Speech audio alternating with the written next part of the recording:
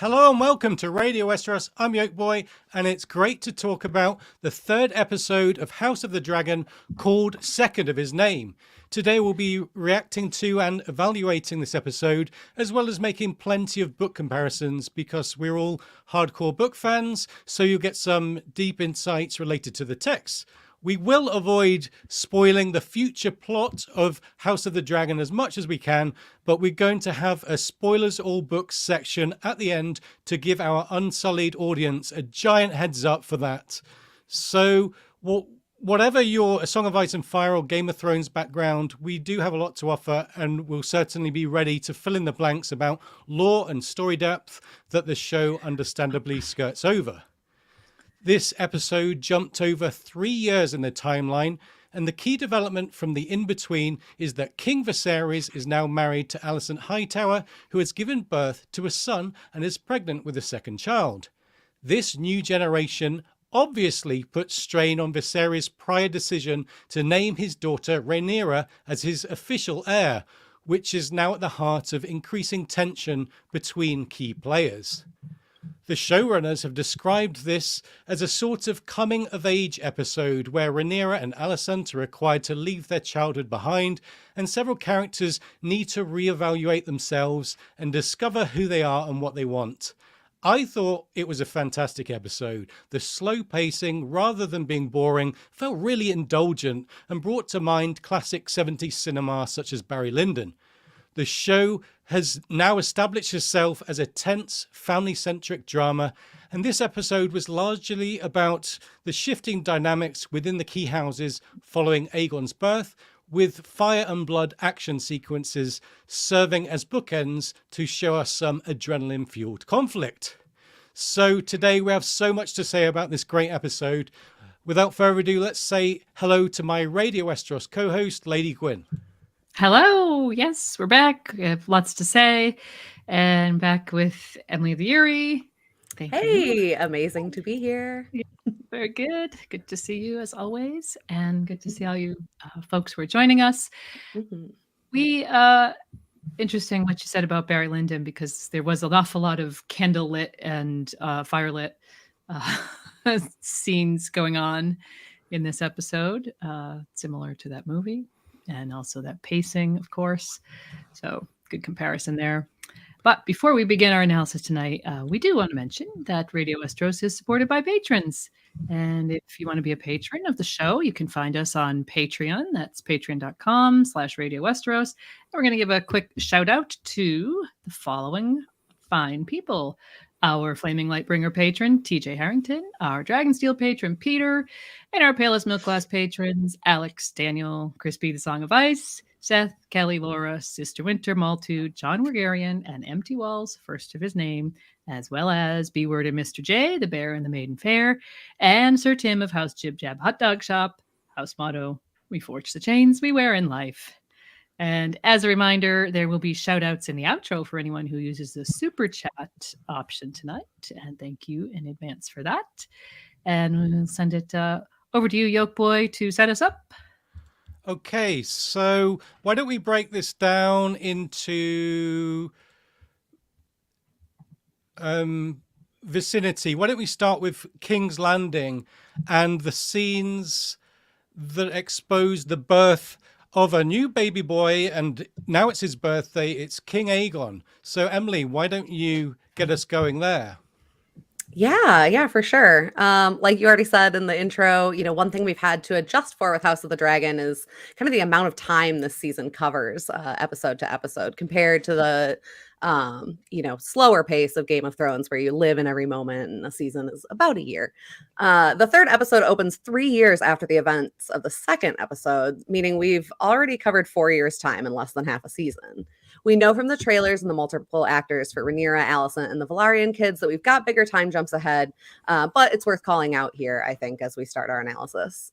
3 years is a long time, and it feels like it when we see Alicent pregnant with her second child to Viserys. The war in the Stepstones has been raging for some time, and yet the crab feeder still eludes capture by Daemon, Corlys, and their forces. Rhaenyra is now 17 years old, and the pressures to find her a royal match are growing. All things that we'll cover a lot in the episode ahead. As we said, we open on the celebration of Prince Aegon's second birthday in King's Landing. Celebration is marked with a great hunt in the Kingswood, and many lords and nobles have gathered to sing the praises upon the young prince and enjoy the hunt and its surrounding festivities. Much like any event where you have so many lords and diplomats assembled, there is plenty of politicking at play. While some, such as Hobart Hightower, Otto's elder brother, expects the hunt to be the moment Viserys finally announces his son, Viserys' son, Aegon, as king. Others are more interested in the prospective courtship with the Princess Rhaenyra. And all throughout the whole thing, you have the awkward undercurrent that's going on about what's to be done in the Stepstones, kind of hanging over that event. As we'll see, some people don't want to let it lie, and it feels urgent. So when we open this first scene, all those things get mentioned, all those things are in focus, but Viserys is chiefly focused on where Rhaenyra has gotten off to, and we actually get our first glimpses of what she's been up to. Yes, so 3 years is a long skip, but thankfully these time jumps have thus far really worked and not been too jarring or confusing. There is, of course, an opportunity cost to leaving chunks of the story out. And here I think the biggest loss is the marriage between Viserys and Alicent, which would have been a major event, and of course the birth of Aegon likewise. But this is a generational family drama, and they need to keep things moving in these early stages. Showrunners Ryan Condal and Miguel Sapochnik have said that structure-wise, they were heavily influenced by another generational family story, 100 Years of Solitude by Gabriel Garcia Marquez. It's good to know that the showrunners have really given this story a lot of thought, and where they can are drawing from literature. So that's a great sign, I think. So why don't we talk about Rhaenyra and Alicent and delve into their early scene at the Godswood. So the last time we saw Rhaenyra and Alicent together was when Viserys declared his intention to marry Alicent. The camera pointed squarely at Rhaenyra to capture the shock at realizing her father is going to marry her best friend. Given the 3-year jump, the writers had to re-establish this relationship, which had been quite close and positive early on. Now, though, the girls are young women and Alicent has birthed a male heir, one that is definitely going to be favored as the heir by many important figures in the patriarchal society of Westeros. So the writers brought the pair back to the Godswood in a callback to a scene from episode 1 where the girls were reading a history book and it was about Nymeria of the Rhoyne, and they were lost in this reverie, and it was just an altogether more innocent time. Now things have changed. Rhaenyra might still be lost in music and the tales of Nymeria, but Alicent is altogether more serious. No surprise, given she's the current queen and is expecting her second child. The moment that Rhaenyra tells the minstrel to keep playing before Alicent outranks her and orders him to leave exposes the beginnings of a power struggle between them. I really like the way they articulated these dynamics via a third party, and in such a small, minor way. For now, the power struggle in the Godswood might seem so insignificant, but with the princess and the queen both being in possession of so much power, what's going to happen when they collide over larger issues? Emily, have you got anything to say about this scene in the Godswood? Yeah, I think despite outranking Rhaenyra, at least in the eyes of Samwell the Bard, Alicent really does push for reconciliation between the two. You can tell she's trying to kind of hold all of these conflicting positions she's been forced into together. Her somewhat estranged relationship with Rhaenyra, being queen of the Seven Kingdoms, wife to Viserys, and mother to Aegon, Rhaenyra's biggest challenge to the succession at this point. This taking place in the Godswood, as you said, seems to reinforce the connection to that last bit there. Rhaenyra has no interest choosing to treat Alicent as a distant stepmother rather than the girl that she grew up with and spent many, many hours right here in this Godswood. You can really see Alicent's pain over the conflict on display in this scene, with her saying, "None of it needs to be this way in truth, Rhaenyra." You feel like she means that. This continues the very sympathetic portrayal that we've seen of Alicent so far, something that many book readers might not have necessarily expected. I want to give big props to actor Emily Carey for their portrayal of Alicent here and for bringing such depth to the character that we maybe didn't know a ton about or had preconceived notions about. It'll be interesting to see if such a sympathetic version of Alicent is carried forward into Olivia Cook's portrayal in future episodes. Rhaenyra isn't exactly making it easy for Alicent to want to keep trying. Excellent. It is refreshing to see some new takes on Alicent, with so many book readers were against her, and here there's a different experience and people are saying different things. So I'm glad that there is extra depth and that the pages of the dry history book are being interpreted by the showrunners and are giving these characters life. So onwards from King's Landing, this episode centered largely on a hunt in the Kingswood.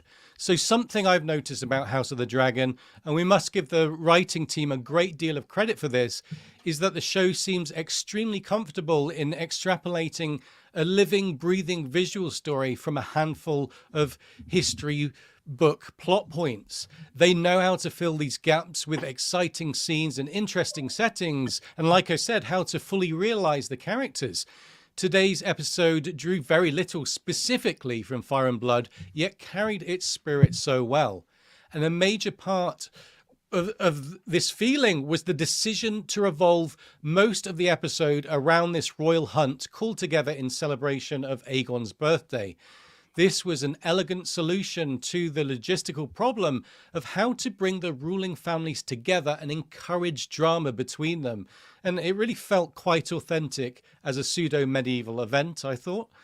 Visually, the aerial shots of the event look stunning, and like the tourney in episode 1, took the conversations out of the sometimes mundane interiors of King's Landing and into a setting that could showcase the decadence of the era. There was a royal pavilion for formal indoor scenes, but the writers were also able to take us out into the wilderness whenever they pleased, which allowed a boar and 2 stags to influence crucial decisions to complement the continual badgering of Viserys by powerful men seeking to sway him. We'll talk a lot more about the boar and the stags later, but for now I'll say that it's refreshing to see random curveballs such as animals and supposed symbols affect Viserys as much as his advisors. Doesn't this make the characters and the world building more interesting? I think so, really. And this was all possible because they took the story to the woods, which became more than just a backdrop. As I said, it was also a great way to gather the key players together and get a lot of important conversations happening one after the other to build the drama of the central storyline. I really felt glued to the screen as the tension of the politicking increased throughout the episode. They did a great job building story on top of the setup of the prior episodes. And I thought with the indulgent Kubrickian pacing that I mentioned, it was really first-rate entertainment. I give this a very high mark this episode, and the mood and the atmosphere of the hunt was palpable. Yeah. So, yeah. Go on. Go on. Sorry. I think we're going to talk about some of you mentioned key players. So we should dive into some of the people who were present. We see one of the first people who has come for baby Aegon's 2nd birthday is Otto Hightower's older brother, Lord Hobart Hightower. Just flew in from Old Town, I guess, present for the celebration of his great nephew's 2nd name day.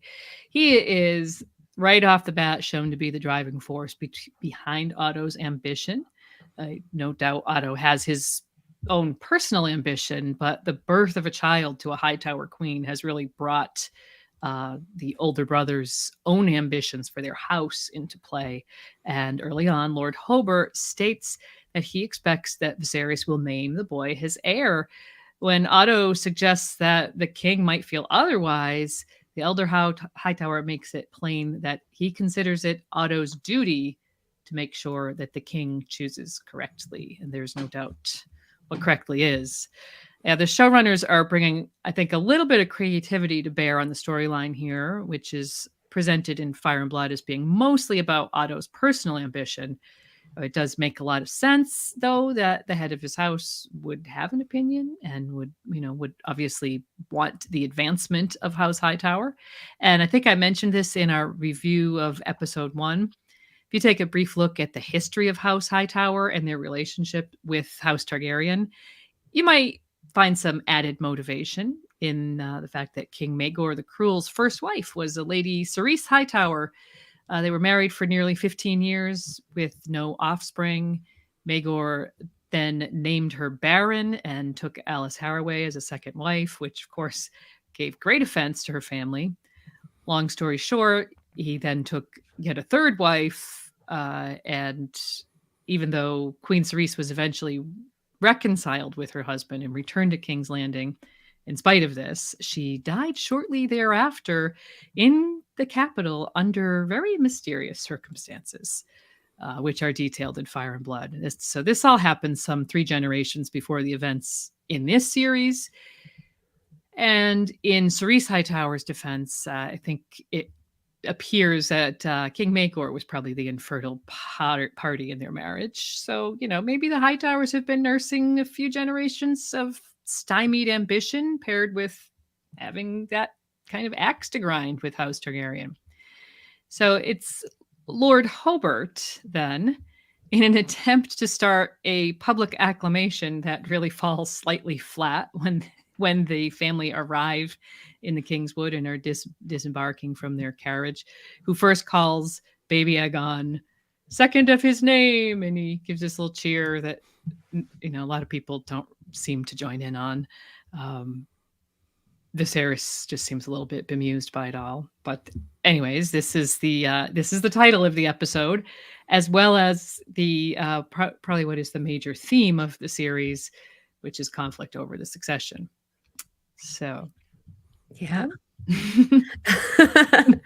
So starting with that, we then see Otto take his brother's counsel and kind of attempt a 2-pronged approach with his manipulation. First is his proposal to Viserys that he wed Aegon to Rhaenyra. And there's actually some kind of rationality and precedent to what Otto says. By marrying his 2 children to each other, they would be king and queen together rather than enemy claimants. This would not be the first time that House Targaryen wed brother and sister.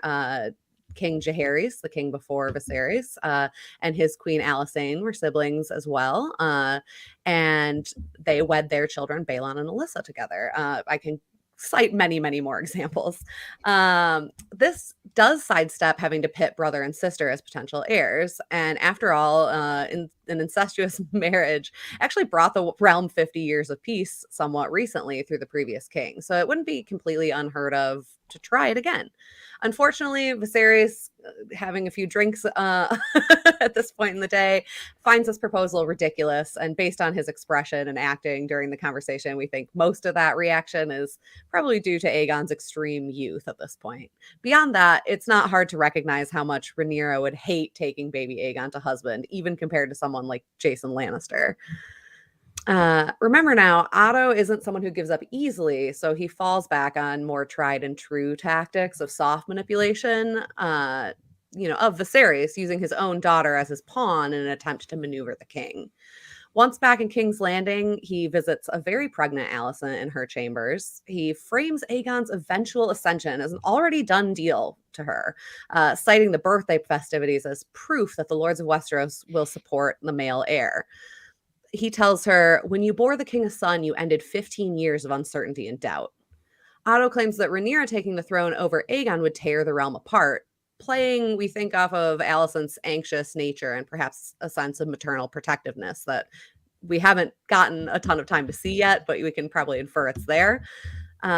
Just like Lord Hobart did to him, Otto pushes for the male successor. He treats the succession conflict as guaranteed to happen unless Aegon is named heir.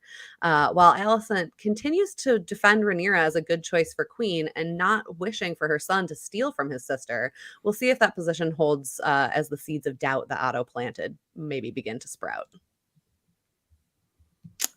Yes. So the next sort of players that we see are the Strongs. Fans of House Strong finally got to see Lord Lionel Strong's 2 sons in this episode. The trio are standing together when the royal carriage arrives at the hunt. And then we see the younger son, Larys, take his place amongst the gossiping ladies in the royal pavilion, since with his clubbed foot, he's unable to take part in the hunt. And the elder son, Harwin, is mentioned by Viserys to Lionel and is present in 2 other scenes in the Kingswood, but he has no speaking lines. Lord Lionel, though, continues to give the king excellent counsel. And as we'll discuss in a moment, it seems to me to be the one member of the small council who consistently gives advice that's honest rather than self-serving, which is pretty refreshing. So more on that in a few minutes. Some of the other people or significant person, let's say, are potential suitors for Rhaenyra. Viserys mentions that she has to marry in that family carriage scene. And, there's kind of a look exchange between him and Alicent, which paired with the comment that she's going to make later on, we get the impression that they have discussed this privately and it's all sort of been planned out behind Rhaenyra's back. And sure enough, soon after they arrive at the royal pavilion, Rhaenyra is accosted. Let's go with accosted by this guy, Lord Jason Lannister. As Viserys will say in a later scene, the man's pride has pride. And whether the connection between prides and lions was made intentionally, made this an intentional metaphor or not, I don't know. I took it that way and I loved it. Lannisters have always been portrayed as comically obsessed with lions, and Rhaenyra certainly made note of all the lions on Lord Jason's attire when he introduced himself. So his intentions are pretty obvious right away, except to Rhaenyra, who lags behind just a bit. But there was something in their conversation relative to the book adaptation that I wanted to mention. Jason asks if she's ever been to Casterly Rock, and she says yes, that she went with her mother when she was young. And it's true, in Fire and Blood, Rhaenyra does go to Casterly Rock, although it happens to be some years after her mother's death. And while she's there, both Jason and his twin, Tyland, vie for her hand. So they are both present in this hunt. So I think this is maybe there's, skipping over the Jason and Tyland competition. Jason doesn't seem to think much of his twin, even though he's serving as the master of ships now. This is, that was peak Realm's Delight era for Rhaenyra, the years when all the young men in the kingdom were eager to gain her favor, and people were just throwing themselves at her left, right, and center. And this reference is just more evidence, I think, just bringing in that little bit of backstory to the care that's being taken with this adaptation, just using all the bits and pieces, whatever way they can in the script. So if Jason is off the table, who then will it be? This is when Sir Otto, fresh from that conversation with his brother, makes that great suggestion that perhaps baby Aegon would be the best choice. And of course, with 15 years separating the siblings, Viserys laughs at this till he realizes that his hand is serious, which actually makes him angry. And then he really dives into his flagon of wine at that point. In Fire and Blood, it's actually Alicent who makes the suggestion, and it's much later in her marriage to Viserys and also in Aegon's life. This is where those 5 years that were added to Queen Emma's life come into play again. In Fire and Blood, Rhaenyra and Aegon are actually only 10 years apart in age. By the time that suggestion was made, Aegon was no longer an infant, but a young boy. And it was actually briefly considered before the king rejected it, mostly because he seemed aware that his oldest daughter and his oldest son disliked each other intensely. Here, it just seems laughable to suggest that a 17-year-old marry a baby. And Rhaenyra really hasn't been shown yet to have any stronger emotion for her half-brother than just simply resentment. But it is actually Lionel Strong, the good counselor, who suggests Laenor Velaryon, which is the first mention of the sea snake's son say that 10 times fast, please, in this episode. In suggesting Lionel takes the opportunity to remind Viserys of the schism with House Valerian, saying the gulf between your houses has not narrowed since I last spoke of it.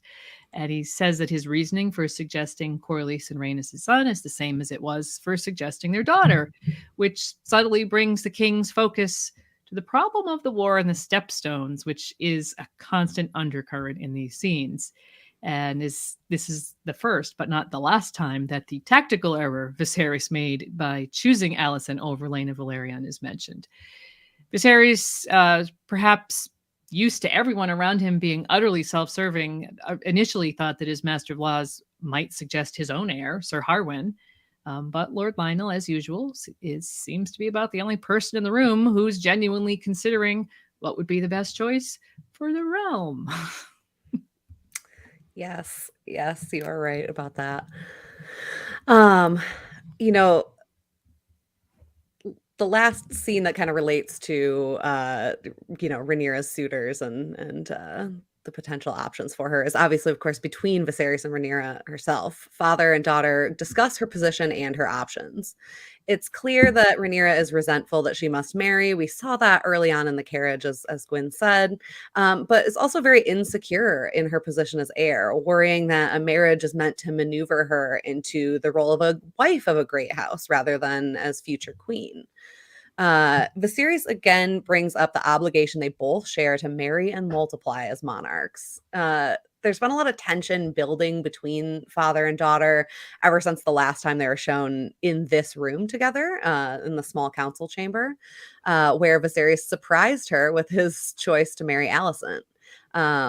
It was not lost on me or anyone, I think, the irony of him telling her that marriage is her duty and she must use it to make an alliance and bolster strength, when the last time that they were here in the council chambers on screen, he was pretty much doing exactly the opposite by choosing Alicent over Laena Valerian. Rhaenyra actually makes this point, finally airing a grievance that's weighed heavy on her heart since that scene 3 years prior. Viserys admits that he chose Alicent for love over strengthening allies, and seemingly this point gets through to him that she's made. He makes it obvious to Rhaenyra that it has to be someone she has to marry. It's a major plot point that is returned to several times, including when they argue about it in a royal pavilion full of people, and he tells her he's drowned in a lake of parchment. But he really does seem to have her happiness and safety at mind. He isn't stupid, and he knows that it will be hard for her when he dies, and he hopes that she'll have a husband by then who can support her and keep her company. Against the advice of his counselors, he leaves the choice in Rhaenyra's hands. You can see how much this and his promise not to supplant her as heir means to her. Another brilliantly acted scene by both Patty and Millie here. The scene ends feeling loving and hopeful. Time will tell if that promise has an expiration date, and if we see father and daughter at odds again. But for now, it just feels good that they're finally kind of seeing eye to eye. Mm-hmm. Yeah, it does feel good. It feels like, he admitted that he chose her as heir to keep Daemon out, but there was some sincere notes towards the end of this episode, and it felt good to watch them sort of reconcile and smooth out some things. So why don't we move on and talk about some more pairings? There's lots of pairings in this episode, but one of the key ones was Rhaenyra and Criston Cole. So the scenes with Criston Cole and Rhaenyra depicted two people growing closer together. What you need to keep in mind is that over 3 years have passed since Rhaenyra chose him for the Kingsguard. She is now a 17-year-old young woman, and he is obviously a handsome young man. As her sworn shield, the pair spend a lot of time together, and of course it's his duty to shadow her almost at all times. So in the episode, the writers focus on their closeness by bringing both away from the main party and isolating them. Rhaenyra is affected by the threat of baby Aegon to her inheritance and her own identity, and is also she's also in the throes of a teenage rebellious phase, and we did see some evidence of that early on. She rides off into the wilderness from the main hunt party, and the wilderness is not only a dangerous place, but it also carries a certain romance. Criston, of course, rides after her, and although there's no sexual intimacy between the pair here, the setting does encourage emotional intimacy. Although she's the royal heir and he's a man of the Kingsguard sworn to celibacy, there's plenty of room for deep conversations, emotional bonding, and hearts to hearts when you're alone together in the forest. So it was no accident that the writers chose to pair these two off, given that Jason Lannister had previously flirted with and propositioned Rhaenyra quite abruptly, surely making her feel like an object or expensive chattel. It must have been comforting for her to have a trustworthy, steady, handsome male companion of her own choosing, rather, to hang out with. What 17-year-old doesn't want that sort of agency? And from his point of view, he's enjoying the situation too. He speaks of his deep gratitude to Rhaenyra for raising him and his lowly house to a position of pride and envy. They're now known around the Seven Kingdoms. I imagine spending time with a beautiful princess is preferable to his other more mundane Kingsguard duties. This is a relationship that's working both ways and is fulfilling for both parties, I think. The trouble is, where is this road going to lead? There's an obvious attraction, but if the relationship does begin to evolve any further, we're really getting into forbidden love territory. And I was going to say that it's worth considering the fortuitous circumstances that allowed her to pick him as her sworn shield. In episode 1, Harold Westerling was a sworn shield, but in episode 2, he's named as Lord Commander due to Ryan Redwine's death. This meant Rhaenyra required another sworn shield, and so we see how even seemingly minor events can create this butterfly effect. In this instance, we're going to have to wait and see what impact this is all going to have on the plot. But I think we can sense that it's going to have some impact. Yes. Fair. I want to talk about the boar and the stags. You mentioned them earlier, that the hunt features a boar and 2 stags. It's probably not surprising because, it is a hunt in the Kingswood. They're looking for what have you. I think boar, it sounds like from the conversation at the beginning, but I want to say a few words about the symbolism of these animals. Both animals are heavily symbolic in real life and in the story. Viserys' master of hunt tells him that the white hart, or stag, has been spotted, and he then elaborates for the viewer, also for the king, as if he didn't know this. Before dragons became the visible sign of kingship in Westeros, the white hart was considered to have this almost mystical connection with kingship. And as someone who was so driven by the power of dreams and portents, as Yolkboy will be going into more depth about, the hart becomes very important to this episode's arc. This storyline isn't taken from Fire and Blood, but in the After the Episode featurette, Ryan Condal talks about how white harts are a symbol drawn from real life. It's a theme that's woven in seamlessly and is believably tied in with many of the themes already established in the show.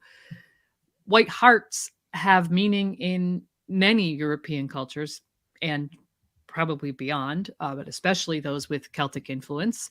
They're usually associated with purity and divine authority. In particular, in Arthurian legend, the white hart often signified the beginning of a spiritual quest and was said to have the ability to avoid capture. So just this sort of endless questing where, it's about the journey, not the destination kind of thing.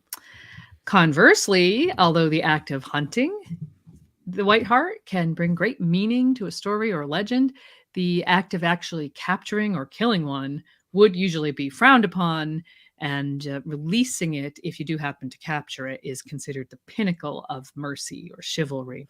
And some of you may remember that in the Chronicles of Narnia, in The Lion, the Witch, and the Wardrobe, C.S. Lewis included this detail that the four kids are hunting a white stag, and if they could catch it, it would grant wishes to anyone who caught it and released it. So, there is a long history of literary symbolism there. And in fact, in A Song of Ice and Fire, there's also a white hart. It is also actually connected with a boar. So in A Game of Thrones, Robert Baratheon takes to the Kingswood to hunt a white hart that has been spotted there. Robert, you may remember, is hardly on a spiritual quest. He's actually avoiding the conflict that has arisen between his wife and his best friend. But off he goes anyway, and eventually he finds the hart, or what's left of it, in this case, in an inversion of the dead direwolf from the first chapter of A Game of Thrones, which had been killed by a stag. The hart had been killed by wolves. Never one to lose time in self-reflection, Robert just moves on to the next best thing, chasing a giant boar that had also been spotted in the Kingswood. Boars are another thing altogether. They symbolize strength and aggression and are often associated with war or warriors. And that can be a positive thing, of course, although in the case of Robert Baratheon, his obsession with just killing something didn't work out very well for him. A lot has been said over the years about that particular hunt and the symbolism there. So to keep the focus on Rhaenyra and Viserys, both of whom are ancestors of Bobby, by the way, let's turn it over to Yoke Boy. Yeah, thanks for that background, Lady Gwyn. That's really interesting. And I think it's great that the show is delving so unabashedly into symbolism and that the writers are leaving it to the viewers to decipher their own meaning. It's a nice touch and adds thematic depth and gives the show a literary feel that was sometimes missing from Game of Thrones, with the old showrunners famously claiming that themes are for 8th grade book reports. When it comes to interpreting the symbolic meaning of the boar and the stags in this episode, I think there's a few layers to this subtext, each pertinent to different characters. First of all, the sighting of a white hart is said to be a royal sign in the universe, given that it's baby Aegon's name day and that Viserys has already been wrestling with these internal doubts about placing his daughter Rhaenyra at the head of the succession queue. Hearing about the white hart on this birthday must have been a powerful moment for a man who has already been shown to have a penchant for portents. Indeed, the phrase signs and portents is used by the manipulative Otto Hightower to describe the stag's appearance. And of course, those words, signs and portents, is the name of the book of prophecy written by Viserys' ancestor, Daenys the Dreamer. Her prophecies for warning of the doom of Valyria ultimately came true, very accurate, and thus signs and portents saved House Targaryen and maximized their interest in prophecy, which is carried down to Viserys, as we've seen already. So in short, Otto knew exactly what he was doing by planting that seed in Viserys' mind when he said, "I've never been one for signs and portents, your grace, but if the gods did wish to show their favor..." Yes, very, very cunning, Otto. I see what you did there. So this feeds into Viserys' cognitive dissonance about the succession line and leads to him temporarily wavering. Further into the episode, though, a stag is captured Viserys to unceremoniously slaughter, which he does with apparent reluctance, but crucially, it's not the white hart. This is fortunate for Rhaenyra because the symbolism suggested by Otto does not fully come into fruition. Again, this influences the flow of Viserys' thoughts, and he then doubles down on his original decision to make Rhaenyra his heir, even confessing his doubts and waverings to her. Had the royal hunters captured the white hart instead, and remembering Viserys' dream about a son ascending the Iron Throne, he might have found it more difficult to defy the signs that were apparently pointing to Aegon. So, there's a layer of symbolism that influences and comments on King Viserys, but I think there's another layer more pertinent to Rhaenyra herself. When attacked by the boar, Criston Cole first stabs the animal to protect her. Yep, when it stirs again, it's Rhaenyra herself who viciously stabs it to death and then continues to stab and stab it until she's caked in its blood, taking out all of her pent-up frustration on the boar, which had really tried to kill her. So, however, when she sees the mystical white heart, she tells Criston to let it live. So in one scene, she demonstrates violence and in the other, mercy. The key difference is that the boar was actually threatening her. So what I think this tells us about her character is that she's not actually looking for bloodshed, but if violence is going to come her way, she's more than prepared to defend herself and get bloody and dirty, and is certainly not afraid to fight herself. Worth noting that in the family carriage scene, Rhaenyra had expressed that boars do discomfort her. She wanted nothing to do with them. Possibly more evidence that she will not seek out violence or aggression herself. Time will tell to what extent these scenes are going to foreshadow events to come. And with respect to spoilers, I'm going to leave the analysis there and maybe come back to it in our spoilers all book section near the end. Okay, let's move on to another major theme of this episode, which is Viserys' inner conflict, especially with regard to Rhaenyra, but really with his family in general. His inner conflict is heightened by a specific memory of a specific dream, as he describes it to his wife. Since he self-identifies as a dreamer, this really makes that obscure reference to his ancestor Daenys that Boy mentioned even more compelling. As in the final moments of Emma's life, most of his dealings with both his daughter and his brother, and even the killing of the brown stag, he is simply a man in conflict who cannot be decisive. We see that it's a characteristics that we see in him over and over again. And emblematic of that is his attempt to forge a match between Rhaenyra and Jason Lannister, in spite of the fact that apparently his wife told him that his daughter wasn't going to go for it. He went ahead and set up this sort of opportunity. We have to assume that there was some sort of permission or tacit approval given for Lord Jason to court Rhaenyra.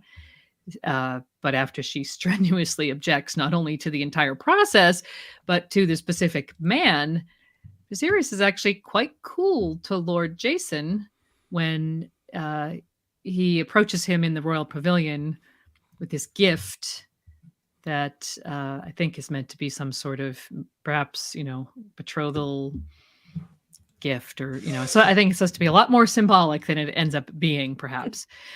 Well, Jason makes the mistake of offering the strength of House Lannister, and Viserys chooses to interpret that as a challenge to Targaryen hegemony. And we have to remember that the mythology surrounding House Targaryen at this time, although Viserys professes not to really believe in it in the first episode, is that they're closer to gods than mortal men. And he leans into that in this scene, challenging Lord Jason about his intentions and his assumptions. Is House Targaryen wanting for strength? Do we need Lannisters to shore it up? Jason then makes matters worse by openly stating what everyone present is thinking, that Viserys is preparing to disinherit his daughter and name Aegon as his heir. Interestingly, Viserys names this rebellion and sternly dismisses Lord Jason, telling him, absolutely not. I found this very interesting in light of the fact that the overmighty vassal trope is very heavily associated with House Lannister, really from both sides. Some generations later, Jason's descendant Tytos Lannister will become the victim of his own overmighty lords, while, of course, famously, as we all know, Tytos' son Tywin will be another one such as Jason, only to a much greater degree, as hand to Viserys' descendant Eyrie II. Many in the realm will say that Tywin is the true power behind the throne. And so I love the way the show is really keeping those familial traits and themes on point. Yeah, I absolutely agree. I think that with the series, they're really taking great care with him to show kind of the emotional depth that he has, and show him as a conflicted man who is in a position that really outstrips his own capabilities. I don't know, perhaps you've worked with someone who's been promoted above their their skill level before. He wants to be a good king, and cannot necessarily help his weaknesses or shortcomings. One way this is shown is by him flip flopping on this interpretation of the dream that he has. In episode 1, he speaks of it to Emma, and 3 years later, he tells his new wife, Alicent, that his obsession with the dream killed his first wife. He tried to make that right by naming Rhaenyra and assuming that the dream must have been a false interpretation. But now that Aegon is here and support for him is so ready and obvious, he's back to questioning himself and his dream. It's worth noting that again, Alicent remains very sympathetic to Rhaenyra and her current position as heir, even throughout multiple conversations in this episode. The entire thing seems to be very focused on Viserys struggling to find his way as king with the succession, with Rhaenyra's betrothal, and even with the hunt.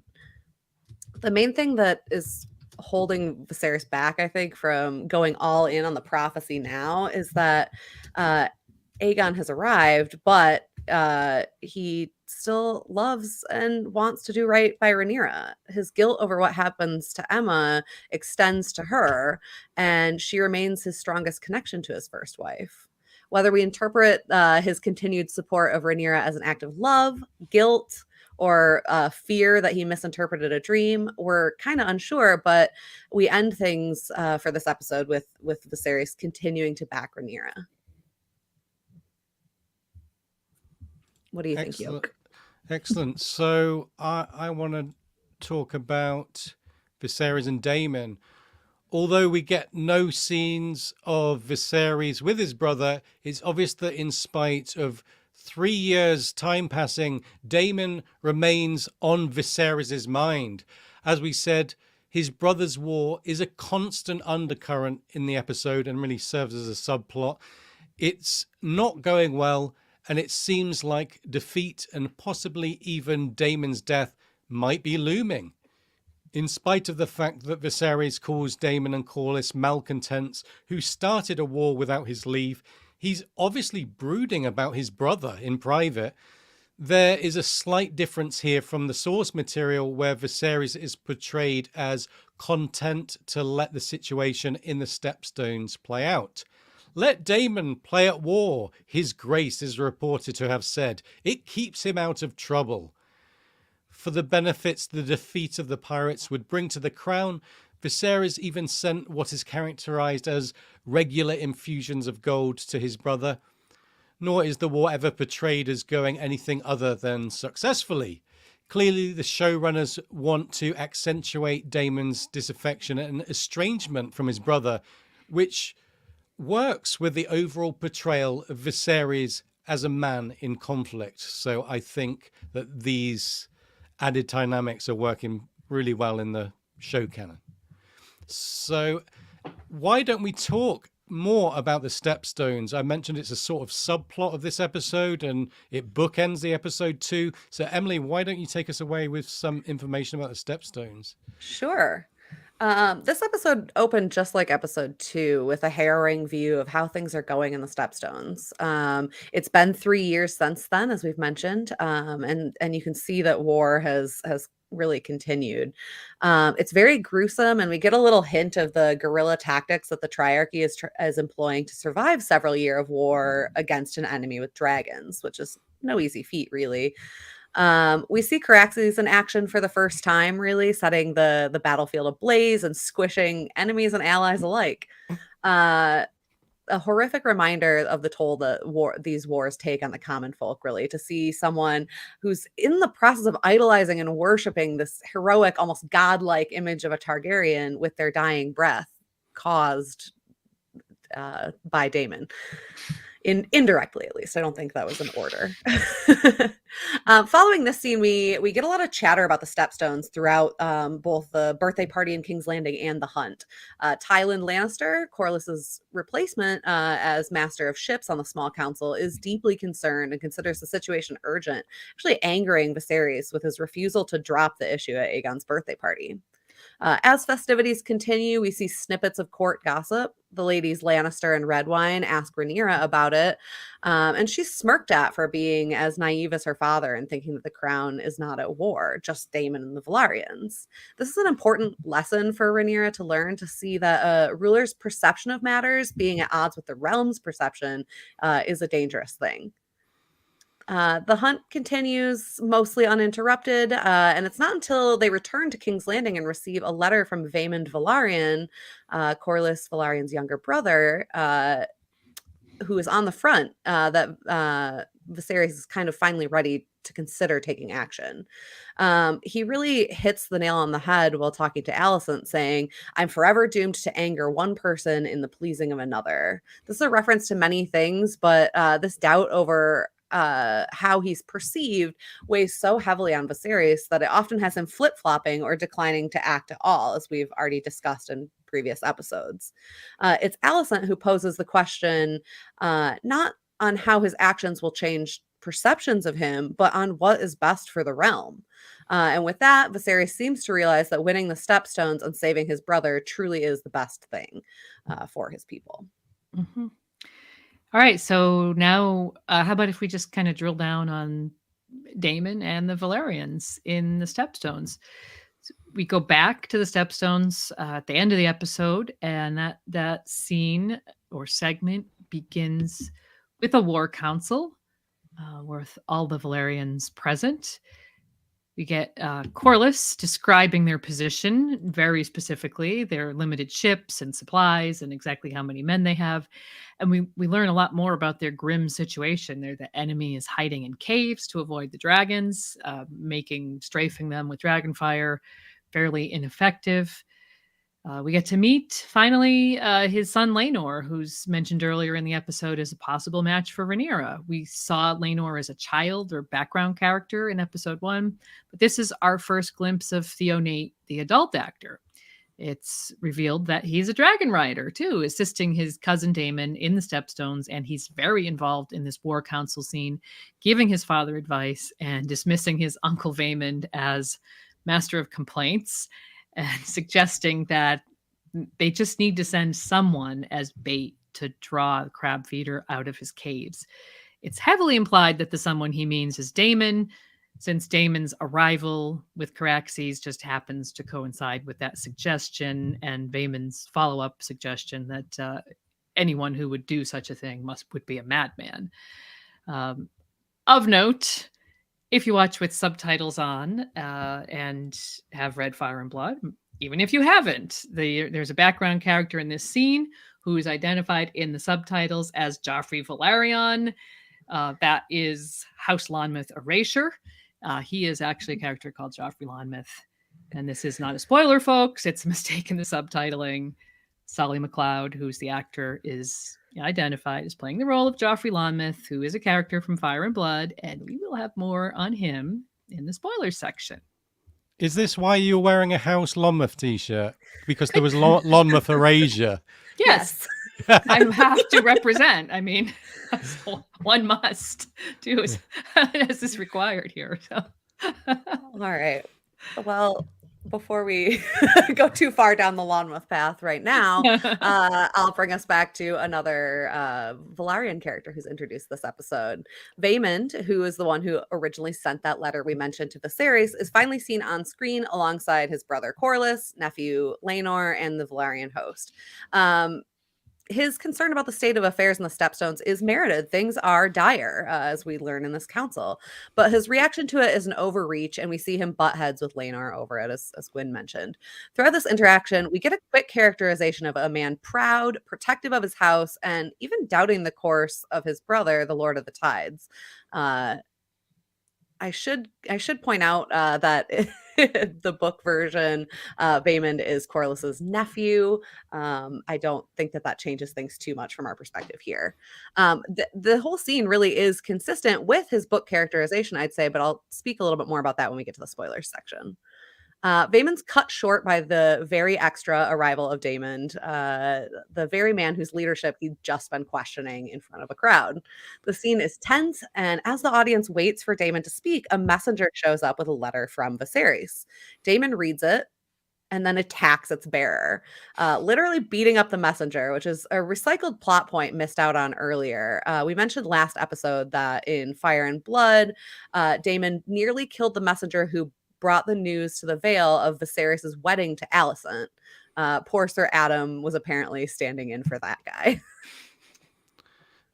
We keep coming back to them recycling things. They might not use everything from Fire and Blood and they might go their own way, but they do, whenever possible, the writers do seem to pull in little details into this world. And, as a book reader, that's all it takes to make us happy. Just, throw us a bone.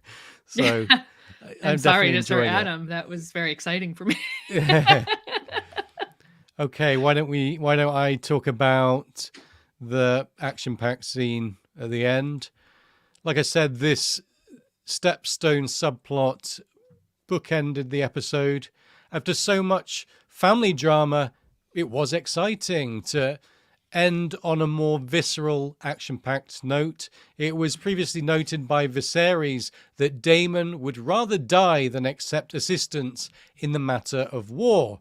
And boy, he wasn't joking. That was a serious comment. The letter Viserys ultimately sends is very conciliatory, speaking of their estrangement and referring to the Stepstones as a common cause, even saying that he prays for his brother's safe return.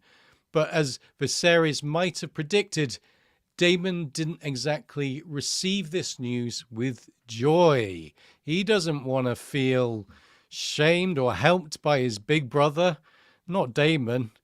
When the Valyrian coalition on the brink of defeat and with his brother beginning to step in, the rogue prince must have felt his back to the wall. In spite of Caraxes' ferocity, Cragas Drahar had defied Corlys and Daemon by apparently hiding in the labyrinthine caves along the coast of the Stepstones.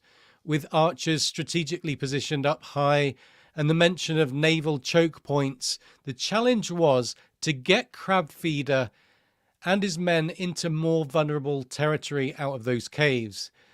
This was the only path to a quick victory that Daemon really craved, and with his sense of enormous pride on the line, Daemon chose to go along with Laenor's plan and to be the bait to draw Drahar out into the open. And Daemon's odds of succeeding and surviving here were very unfavorable. This was a straight-up suicide mission, really. Fortunately, though, he does seem to have very thick plot armor at this stage, and as a character, sometimes a brush with death is what it takes for someone to fully understand themselves. Daemon ventured solo onto the sands in front of Drahar's cave, waving the white flag. When the foe came to meet him, he feigned surrender before chopping up many of them with his Valyrian steel blade Dark Sister. So Drahar responded by sending out more men. And then more men, and then more men, until half of his army was out on the beach trying to kill Daemon. Viewers were being asked to suspend their disbelief here because Daemon's invincibility did get a little silly, but, it's an action scene, so I can live with that. And just when Daemon was wounded and all seemed lost, Drahar peered up at the sky from behind his harpy mask. A dragon had arrived, and that dragon was Sea Smoke, making his first appearance. And then he bathed Drahar's men in flame. With Corlys and his ground forces entering the fray, the trap was a success, and short work was made of the invaders. Daemon chased Crabfeeder into his cave and came out with a severed torso, so he killed him off screen. Ryan Condal described the sequence as an anvil for Daemon's character, forging him into a new shape and hardening him. The word rebirth was thrown out in the inside the episode featurette, so it will be intriguing to witness a change in Daemon going forward. He's now proven himself on the battlefield without his brother's help, and the fact that he used a white flag in such an underhand way demonstrates that he'd do just about anything to come out on top. This is someone who is quite prepared to do things he shouldn't really do and not play by the rules. Yeah, the Rogue Prince is an accurate moniker. So one interesting point is that aside from his lines in the opening sequence, I don't know how many of you noticed this, the few shouts of, "Where are you, Drahar? Come and face me." Apart from those lines, Daemon spoke no other lines in this episode throughout those whole end sequences. So it's a testament to Matt Smith's acting abilities that he pulled off this performance with screen presence and facial acting alone. He was so convincing, and you almost didn't notice that he didn't speak because he had so much presence. And of course, another laconic character was Crabfeeder. He didn't have a single line in the whole show, and now he is himself crab food. Ordinarily, I think I'd be disappointed with a looming villain remaining so undefined, but here I felt it just worked. I can accept Drahar as a non-character serving Daemon's character development because this show is not about hideous, ghoulish villains. I think that's plain. Those sort of characters will remain on the periphery in this story as the thrust of the drama and conflict is coming from the dynamics in and around the Targaryen family. This blueprint is what will give House of the Dragon its own unique identity. And this episode was so enthralling, I think it's going to be a very successful strategy.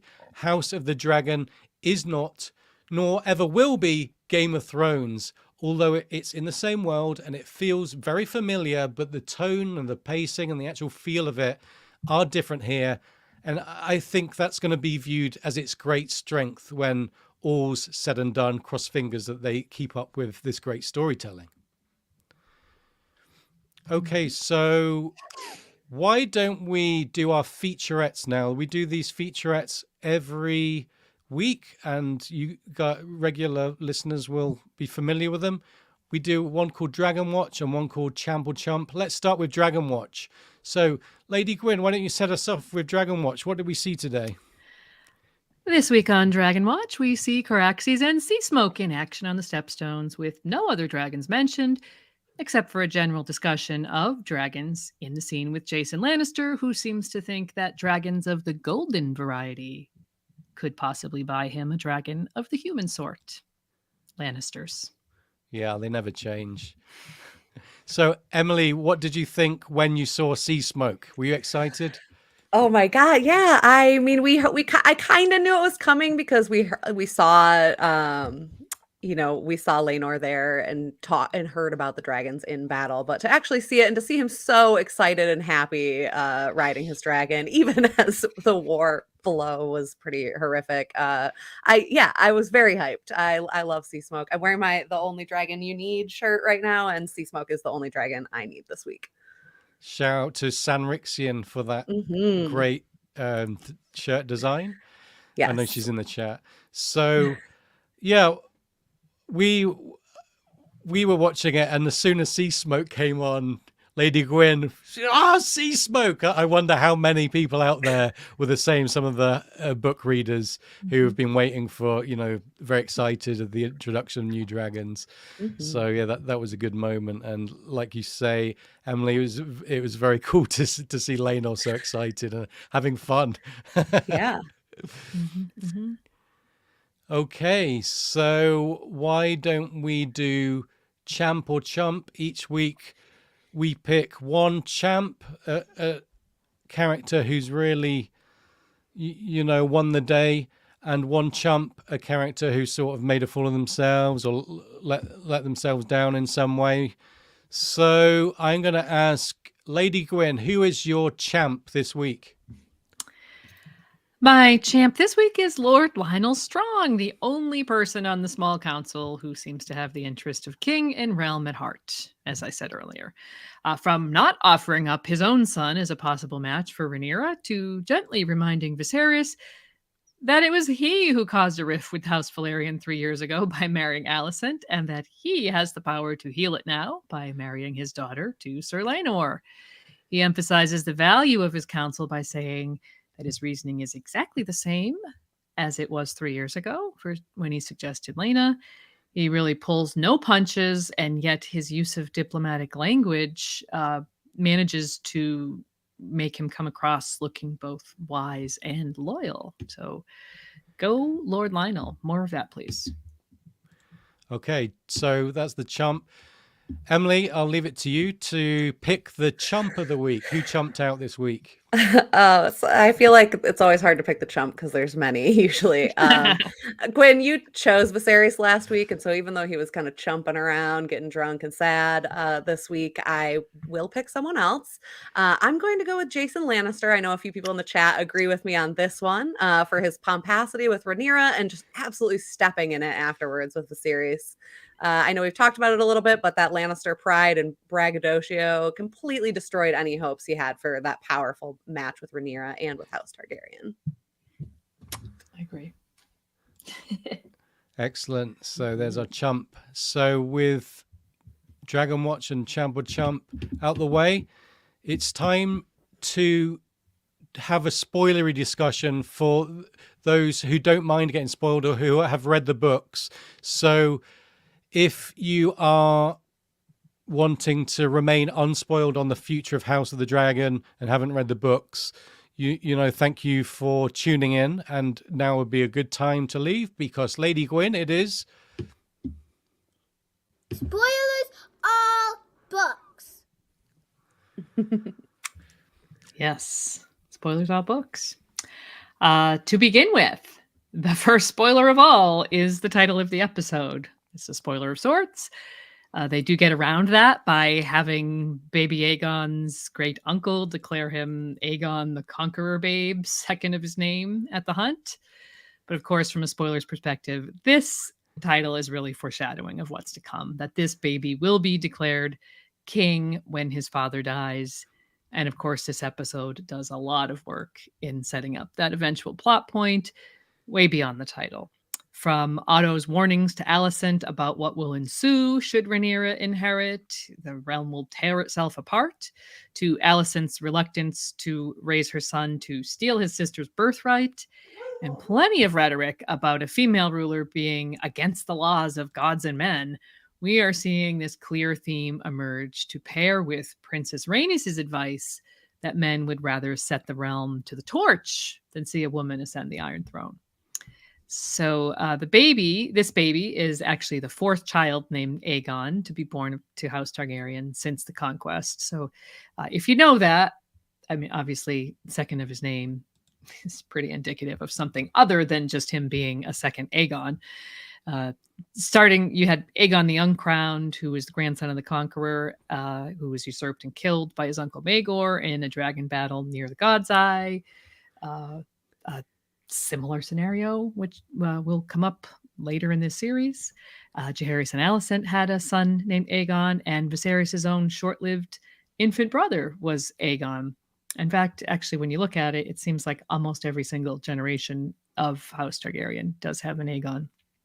A lot of them, for all those connotations of being named after their illustrious forebear, it's not exactly a lucky one for House Targaryen because as I mentioned, a lot of them came to no good end, but that's probably a discussion for another time. So suffice it to say here in this episode, from the title to its character arcs and its major themes, we're setting up the principal conflict of the show after spending the first two episodes offering us these kind of red herrings in the form of succession conflicts between Viserys and the Valyrians and Daemon and Rhaenyra.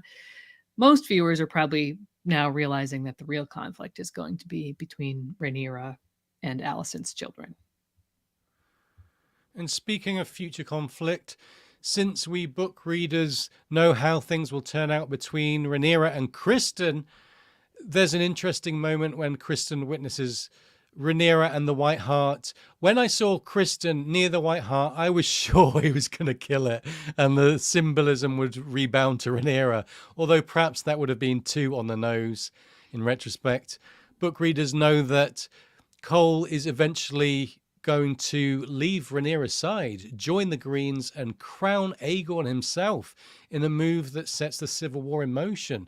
In the books, the relationship between Criston and Rhaenyra is obscured by the fact there are different opinions on what exactly was happening between the pair.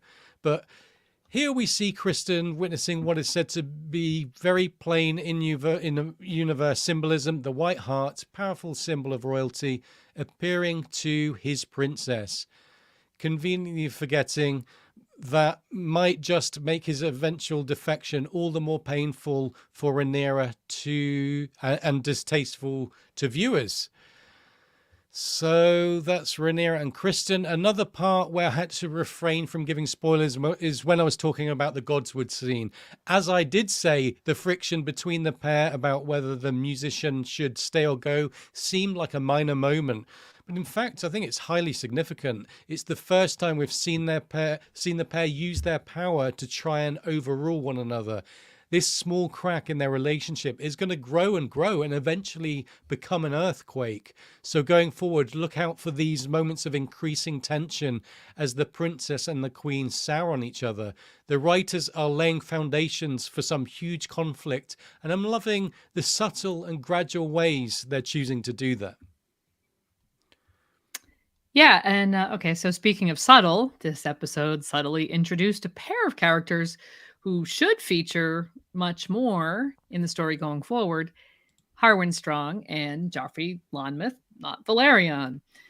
Given that the idea of Rhaenyra marrying Laenor Valerian is also introduced in this episode, it's probably fitting that there's a sort of soft entrance for these two in this same installment, since we expect that both are eventually going to have roles to play in that storyline. Joffrey Lonmouth is shown right by Laenor's side during the war council scene, and he's actually the one to pull Daemon off that unfortunate royal messenger. In Fire and Blood, he's said to be Laenor's favorite and probable lover, while Harwin Strong, who is seen in several hunt scenes, most notably when he ogles the bloody Rhaenyra striding back into camp with Ser Criston and a dead boar. He is, of course, rumored to be the father of Rhaenyra's 3 children born during her marriage to Laenor. And completing the complex geometric shape of Rhaenyra's love life, which goes far beyond a triangle. I think it might be a pentagon, actually. We have Ser Criston Cole, who is not only rumored to have had a romantic entanglement with his princess, but is also stated plainly to be responsible for smashing Joffrey Lonmouth's skull in with his Morning Star at Rhaenyra and Laenor's wedding tourney, which leads to Sir Joffrey's death a few days later and Laenor's broken heart. And also in that same tourney, Ser Criston, who plainly had some unspoken aggression on his mind, also broke several of Sir Harwin's bones, leading to him being mocked as break bones. Or broken bones. Broken bones.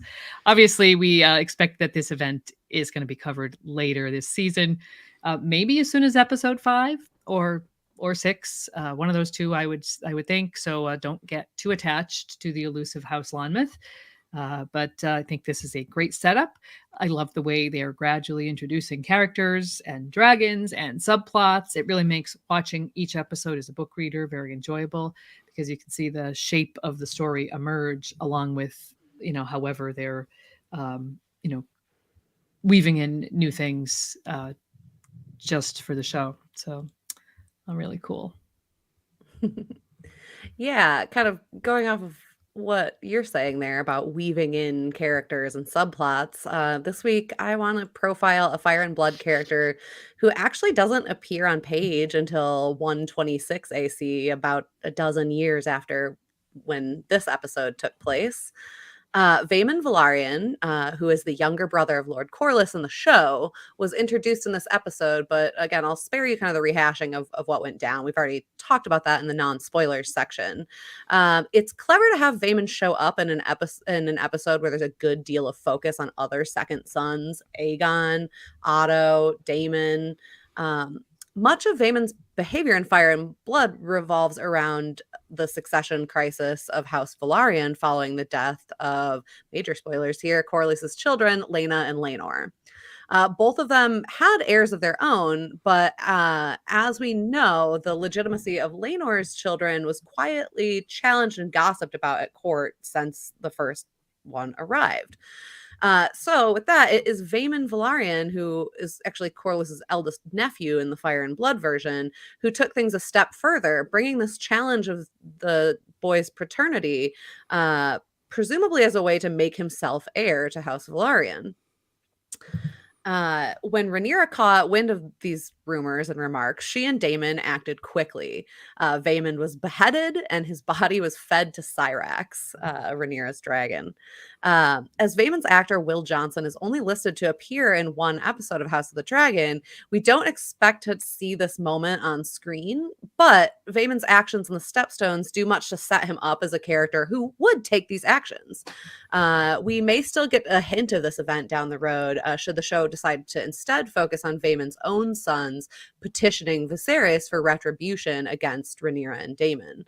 This would be a great moment to include, and perhaps is even more relevant to the central plot, as Viserys has these Velaryons' tongues removed for repeating vile slander against Rhaenyra and Laenor's sons. While Vaemon was right in his assessment about the Stepstones and probably right about Rhaenyra's sons as well, his hot temper and personal ambition set him against the House of the Dragon, and eventually he will get burned.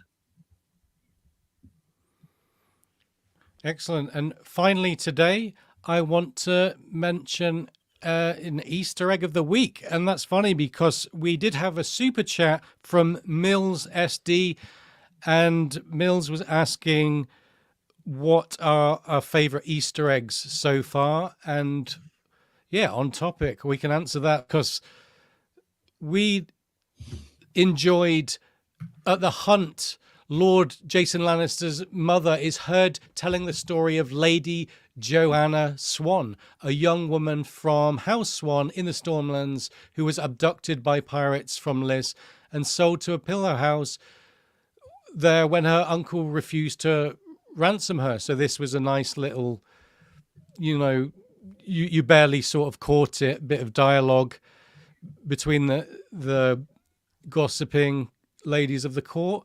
So here's the quote from Fire and Blood, which outlines this part of the book. Strahan and his Lyseni and Tyroshi co-admirals seemed to be vying with each other to see who was the greediest, men complained. The Lyseni became especially loathed, for they claimed more than coin from passing ships, taking off women, girls, and comely young boys to serve in their pleasure gardens and pillow houses. Among those thus enslaved was Lady Joanna Swan, a 15-year-old niece of the Lord of Stonehelm. When her infamously niggardly uncle refused to pay the ransom, she was sold to a pillow house where she rose to become the celebrated courtesan known as the Black Swan and ruler of Lys in all but name. Alas, her tale, however fascinating, has no bearing on our present history. So yeah, that was a really interesting thing to pick out for book readers who have paid close attention. Like I said earlier, they are recycling, throwing little snippets in from the books, and it's adding to the depth and the world building, the verisimilitude. So far, as a book reader, I've found it a really highly respectful adaptation. And you can tell that the writer's room knows this text like the back of their hand. There's no faking this. They are the real deal. 3 episodes in, and I'm willing to say that, these guys really know what they're doing. So massive respect to the writer's room. Okay, so that about wraps it up, guys. I want to say thanks for the super chat again to Mills SD. Thanks to our great friend Egg6 for the screenshots that we used, those beautiful screenshots. He hand selects all the best ones and he makes them look very nice, frames them up, and they add to our visual presentation.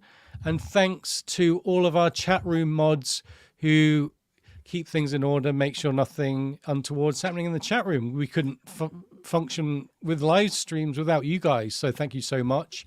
Mm-hmm. And of course, a big thank you to our guest co-host, Emily of the Eyrie. Why don't you guys give her a follower on Twitter? It's at Emily of the Eyrie. Thanks so much, Emily. Thank you. And if you can follow us. Follow Emily of the Eyrie, of course, but you can follow Lady Guinevere on Twitter and the Yoke Boy. That's where I am, at the Yoke Boy. But you can follow at Radio Westeros and get to the other accounts via that route. So yeah, that's at Radio Westeros. You can shout out your champ and chump of the week if you like. We like hearing what you guys have said. I know a lot of people have said in the chat, and I'll be reading that. But yeah, you can reach us on Twitter at radiowesteros.com. So if you enjoy the show, why not become a patron and support us? So let's end today's broadcast with credits of our Valyrian Steel and Castle Steel patrons. Thanks to all patrons, and thanks to any of you that's watched or listened. Thank you so much. I hope you've had a good time and enjoyed our broadcast tonight. Thank you. Radio Westeros is supported by patrons. Thanks to all of you, including our Valyrian Steel patrons. Aileen, Akiva of House Hunt, Akka from Ashai, Oxheart, Amber the Adamant, Anna, Hortense of Ashai, Arshia, Blight Spirit, Archmaester Kobe of the Higher Mysteries, Cabbath the Unfrozen, Marge of the Mage, David, Dean, James K., Lord Sosa and his faithful canine companion Theoden, Jill, Miss Jody, J.M., Herbert Westeros, the Miskatonic Maester, Epimetheus, Juna of House Aiko, Casey, Lady Silverwing, Infandaris, the Unspeakable Terror, Luke, Mark, Boss, Noble Sir Matthew, Sword of the Early Moon, the Sithorian, Sally, Sheila, Tristis Lorien, Wild Child of the Wolfswood, W, Sword of the Evening, and Lady Direliz of Castle Naki, the Alpha Patron. And our Castle Steel patrons, AJ, Aegon the Sixth, the only Arsling you need, Alex, Ali B, Ali C, Amber, Ashanat Yara, Oakenfist, Pran the Builder, Brian, Camille, Casey, Charitable Rereadings, Chris, Christian, Maddie and Jessica, Sir Clint the Andal, Sir Duncan Cole, Convenience or Death, Sir Archibald Cadogan, David, Dimitri B, Dennis, Esme, Liza, Emily of the Eyrie, Ezra, Felix, Sir Gladworth, Greg, History of Westeros, Brendan B. Fish, Goldie Juke, Jim McGeehan, Winter's King, John Aris, writer of the Ice Dragon Cenarion, The White Storm, Julie Beth of Tarth, Judson, Archmaester June, Healer of the Lesser Poxes, Katie, Lady Kelly, Mistress of the Old Bay of Crabs, Mathos of House Baratheon of Dragonstone, armed with the Valyrian sword Malice, Tree Girl, Sir Galahoo of What, Lena Snow, known as the Twilight Star, Lemba, Liston, Nessie the Questing Beast, Monaro Geek TV, Maria, Margareta, and our cohort of Matts, Matt A, Matt C, Matt K, Matt L, as well as Lady Beatrix of House Grey, Maester Mary, Michael M, Anime Lover Nicole, Nimble Nick One Iric, Patrick, Peter Pebble, PJ, Paul B, Paul H, Richard, Sam, Sarah, Sean, Sir Daniel the Sneaky Russian, Sir Swift the Peppered Knight from the House of Black and Grey, Shari, Cern, Kaiser Susie of the Free Folk, Terry, Sir Terence, Knight of the Cedars, Theo the Cannibal of Casterly Rock, Haima Helmont, the Sellsword Sentinel, Valen Valentine, Maiden of the Black Frost, Virginie, Quarren Halfhand, and Yvonne. If you enjoy the podcast, consider being a patron and you could be hearing your name here too. Visit patreon.com/Radio Westeros for details. Don't forget to like and subscribe. Thanks again for joining us. We'll see you all again next week. Bye for now.